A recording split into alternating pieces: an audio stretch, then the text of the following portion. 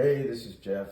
This is one of my first videos I've ever done like this, but I felt like it's time to do something because not a lot of information out there about this. So I just wanted to go over this quickly.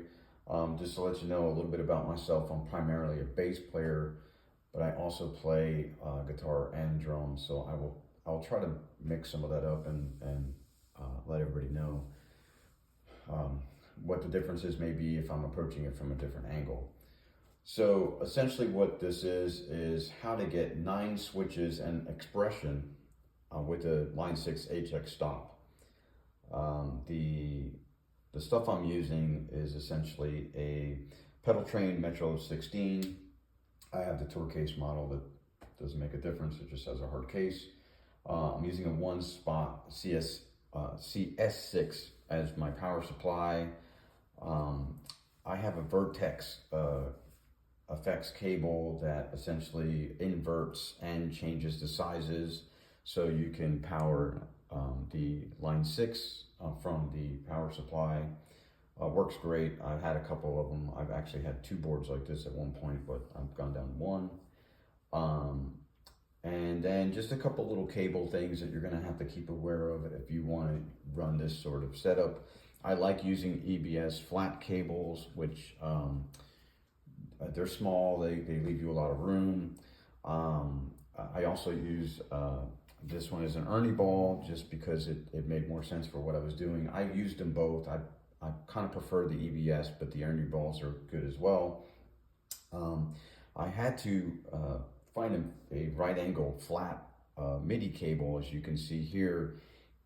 That was a little harder to find, but RockBoard, which is a Warwick brand, they make it, and it's called a MIDI flat patch, and they make them on different lengths. It works perfect for this situation. Pedals I'm using are the Dunlop Expression Mini, or it's a volume pedal as well.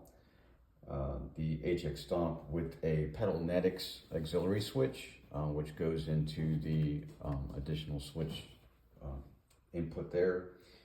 And obviously the Walrus Canvas stereo DI and line isolator, and then the Ampero Control. What I mostly want to talk about is the Ampero Control here, because that's how I'm expanded what I can do with the HX Stomp. So you know a little bit about what I do. I actually have a Helix Floor, and I also use Helix Native. It's just what I've chosen. I mean, guys in the bands I play in, they use Tone X and you know, real amps, and also are using Kemper. So you know, it's kind of just pick your poison. A lot of them are really good these days. So how you use the Ampero is pretty interesting. So I had the Pedalnetics already connected, which eliminated me from adding more switches and using an expression pedal. So that's where I came up with this, because I wanted to be able to do volume swells, and then when I'm using guitar, you know, wah, and just use the features that the expression pedal give you with a Stomp, which is quite a few. So I started looking into devices, and there's not a lot of info out there, and Line 6 really doesn't make anything that does this. So I stumbled upon Ampero. They make their own device. It's somewhat similar to a Stomp, but I'm not familiar with it. And the controller works for a lot of things. You can use the Ampero to control via Bluetooth, USB, or MIDI. I chose MIDI. I guess I could have tried it through USB, but I didn't want to eliminate my USB port for something. So I'm utilizing it MIDI with the cable I mentioned before. So basically what you got to do is download the app, which looks like this. And when you download the Ampero Control app from your app store, it'll ask you to log in. You don't have to, you can skip that, and then it's going to want to connect to your device. When you connect to the device, you'll hit these 2 buttons. It says right here, hold for pair. You hold them down, the device will show up. You select it. It takes a couple seconds, it connects. Now you can use your, I'm using iOS, so an Apple device to control, to program. Essentially what you're doing is programming the Ampero Control. So what I chose to do is use the Pedalnetics to do my presets, the two open switches to control stomp box, like a stomp mode, and I left this as my tuner tap tempo. The Ampero Control is then doing my snapshots. So I had one switch left, which I chose to use as a bypass all mode. You'll have to go to Line 6. Once you get all this done, I would go to Line 6 website and download or just use their MIDI table, which explains to you what MIDI channels you need to use to control certain things. Once you have that and the app downloaded and you're connected to the Ampero, you're ready to roll. But just an example, what I did is this is snapshot 1, snapshot 2, snapshot 3. You have 3 different things you can do here with the app. As you see here, it says single mode.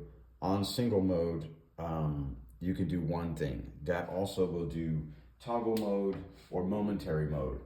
So if I wanted to toggle this, I could have toggled it to be snapshot 1, and then when I toggle it, it's snapshot 2. I didn't do that because if I wanted to jump from 1 to 3, I wanted to be able to do it that way. So you have options to toggle things on and off. Have a single mode, as I mentioned, and then also momentary. I'm currently only using single mode or toggle. Here I have a bypass all, and then when I hit it again, it goes back to using the HX Stomp. Then here you have 2 ports to use additional expression pedals. What I did there is I'm controlling my level. You can use it to do anything you want, but there you can see my level is moving. You cannot, and that's something that will be a little confusing, when you set up the Ampero, you cannot mimic the expression port in the HX Stomp if you're using a Pedalnetics. So if you're doing that, then you're going to have to just assign a particular parameter to the expression pedal, whether it be your delay level or your volume, as I'm doing there through the master, or my output, main output. And you can also do a lot of parameters, but then you have to get more specific about what you want to change. I suggest using HX Edit for that, because it's a little easier to go in and assign something and say, I want this to be controlled by my MIDI. So you can see the foot switches here. You can select the foot switch and then change it, the parameters for it. You'll see numbers here. So essentially, like 69 is snapshots, 69.1 is going to be my snapshot 1, or sorry, 69.0 is snapshot 1, 69.1 is snapshot 2, 69.2 is snapshot 3. So then I assigned this to be my bypass, which was 70.0. You'll find all those numbers in the manual. It's pretty easy once you figure it out. If we wanted to go in this and edit it, you can see where my channel is 1, where all my MIDI communications coming through on channel 1 from the Ampero to the HX Stomp. The type is CC. The data is going to be, data point 1 is 70, which is the channel, and then data point 2 is going to be that additional information you need, like snapshot, and then which snapshot. Again, you can find all that information in the Line 6 manual. I have it set to control all USB, MIDI, and Bluetooth, although I'm really just using MIDI. I guess lastly, you have your controls here, which are, I have it set to expression pedal.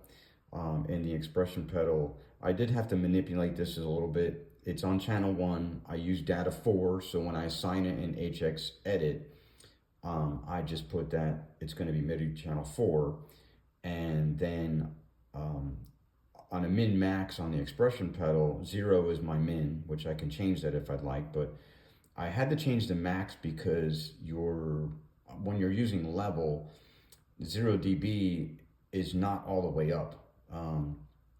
You would go to whatever dB, I think it's plus 20 dB. I didn't want that, obviously, so my pedal set, I had to change the upper MIDI value to 109, and it got me pretty close to being 0 dB. So essentially, it's pretty intuitive. One thing I would remind everybody to do is when you're setting it and you're making changes, and you will change things a few times, make sure you save it. That was a mistake I made. Once I got in the groove, I started to make changes, and then I wondered why they didn't take. You have to save your changes in Ampero Control before you move to something else, or you lose it. I think this is a pretty cool small setup. Like I said, I also have a Helix Floor, but it's nice to have a secondary option. A lot of guys will debate whether you need a DI box with the Helix. I like it because this one is stereo. Then I have an option to have 2 1/4-inch outs in my throughput and 2 XLRs. I play bass, so if anything were to die or start to malfunction, I have this DI box. It has a ground lift, it has a pad, it's a DI or a line isolator. It's just a nice thing to have. If I was using this mostly for guitar, I might just add the small Tone X pedal or something as a backup, because then the DI and the Tone X pedal would take me wherever I need to go. I would lose, obviously, extra pedals and stuff, but if for some reason the Stomp blew up, I can still keep playing.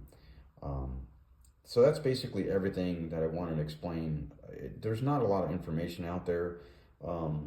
There's little things that are not perfect about the Ampero Control and even the Line 6 MIDI control, because there's only so much you can, so many parameters that you can change, especially with the current setup that I have. And then on the Ampero Control, as you can see, you can only see the 69 number.